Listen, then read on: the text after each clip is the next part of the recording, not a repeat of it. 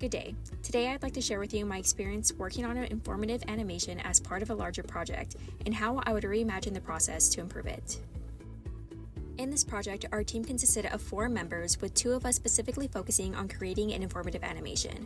Our initial deliverables included the animation and a report of the information we gathered. By the end, however, we had produced the animation in both portrait and landscape formats, a comprehensive report, multiple infographics for posters and displays, and detailed notes from meetings and guest interactions. One significant challenge we faced was scope creep. This is because our project leads continually added new deliverables, disrupting the flow and timeline. While we planned the animation using the waterfall process, the overall project lacked organization and task tracking, which made it chaotic. Despite these hurdles, we completed the initial deliverables and some additional ones. However, we fell short of meeting all requirements, notably failing to produce the animation in Spanish due to time constraints. The main problem I found was the negative impact of scope creep, and that the project would have benefited from using an agile process from the start. Because of this project's disorganization, I learned to value clear goal setting and task prioritization in future projects. If I were to reimagine this project with an ideal group, I would implement the Kanban method to visually track our progress and limit the work in progress. But this wouldn't have been beneficial given our small design team.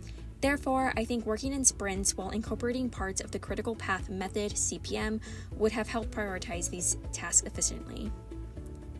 Using a combination of CPM and Scrum, we would have improved the project's flow and organization, prioritizing the animation and breaking the project into 2-week sprints, which would have allowed us to focus on specific tasks without the burden of other responsibilities.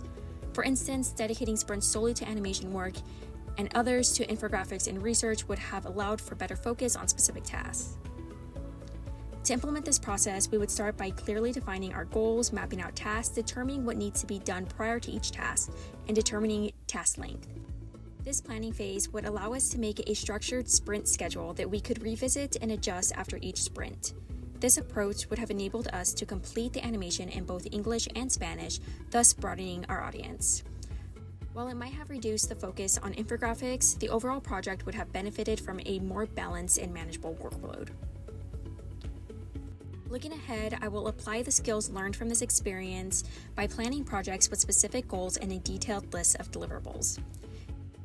This approach will help prevent scope creep and ensure that all aspects of the project are accounted for, leading to a more successful outcome.